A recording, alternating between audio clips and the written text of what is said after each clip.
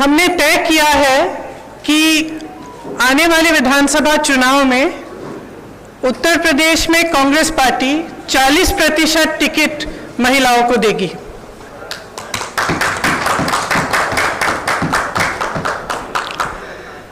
हमारी प्रतिज्ञा है कि महिलाएं उत्तर प्रदेश की राजनीति में पूरी तरह से भागीदार होंगी। ये फैसला हमने किस लिए किया?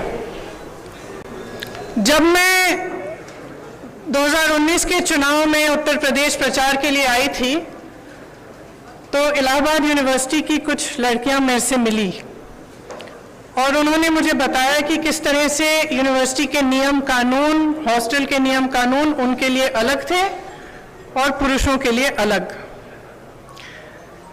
ये निर्णय उनके लिए लिया है। ये निर्णय मैंने उस महिला के लिए लिया है जिसने गंगा यात्रा के दौरान मेरी नाव को वापस तट पर बुला के कहा कि मेरे गांव में पाठशाला नहीं है, मैं अपने बच्चों को पढ़ाना चाहती हूँ। ये निर्णय उस लड़की, प्रयागराज की एक लड़की पारो के लिए लिया गया है जिसने मेरा हाथ पकड़ के मुझे कहा कि दीदी बड़ी होकर मैं नेता बनना चाहती हूँ। ये निर्णय उसके लिए है।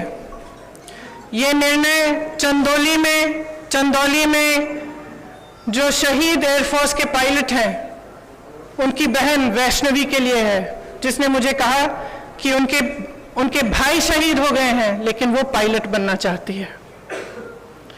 ये निर्णय उन्नाव की उस लड़की के लिए है जिसको जलाया गया, मारा गया, उसकी भाभी के लिए है जो आज भी संघर्ष कर रही है उसका, और उसकी 9 साल की भाभी की बेटी के लिए है जिसको स्कूल में धमकाया गया था।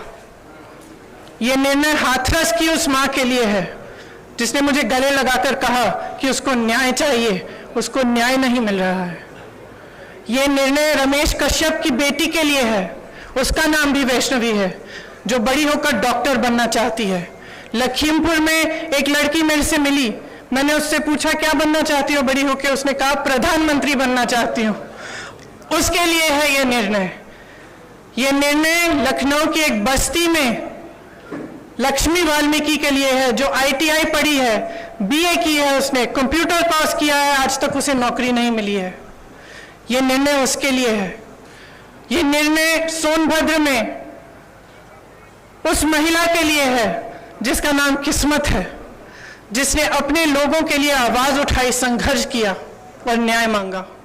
ये निर्णय उत्तर प्रदेश की हर एक महिला के लिए है जो बदलाव चाहती है, जो न्याय चाहती है, जो एकता चाहती है, जो चाहती है कि आगे बढ़े उसका प्रदेश। मैं आप सबसे कहना चाहती हूँ, आप समाज सेविका हैं, आप अध्यापक हैं, आप एक नौजवान महिला हैं जो आप अपना भविष्य बनाना चाहती हैं, आप प्रेस में हैं, अगर आप बदलाव चाहती हैं तो इंतजार मत करिए। आपकी सुरक्षा कोई नहीं करने वाला।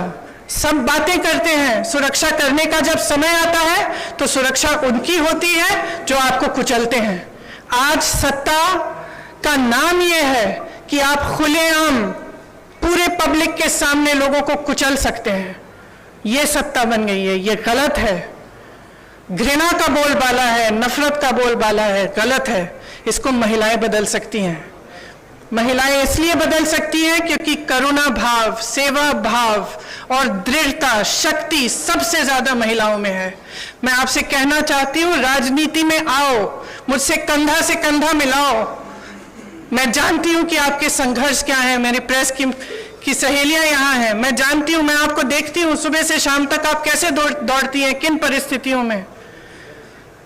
जब सीतापुर में बीच रात में अंधेरा था, मुझे घेर लिया पुलिसकर्मी ने, महिला पुलिसकर्मी थी, मुझे घेरा, मुझसे लड़ी, मैं भी भिड़ गई उनसे। उसके बाद मुझे उन्होंने जीप में बिठाया और अंधेरी रात में सिर्फ मैं, वो दोनों और 2 कांस्टेबल मुझे सीतापुर के PSC कंपाउंड में ले गए। एक का नाम मधु था, एक का नाम पूजा।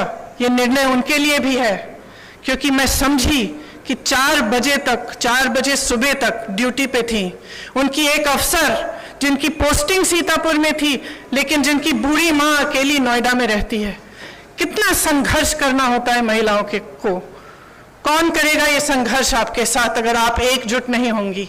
अगर देश को जातिवाद और धर्म की राजनीति में से निकालकर विकास की राजनीति की ओर ले जाना है, अगर देश को समता की राजनीति की ओर ले जाना है, भागीदारी की राजनीति की ओर ले जाना है, तो महिलाओं को आगे बढ़ना पड़ेगा। आपको खुद ये काम करना पड़ेगा। आगे बढ़िए।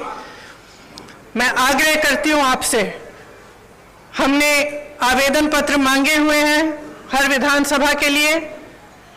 ये अगले महीने की 15 तारीख तक खुला रहेगा, खास तौर से मेरी बहनों के लिए। जो लड़ना चाहता है आओ मेरे पास आओ, आपको मौका मिलेगा। हम इस देश की राजनीति, इस प्रदेश की राजनीति बदलेंगे।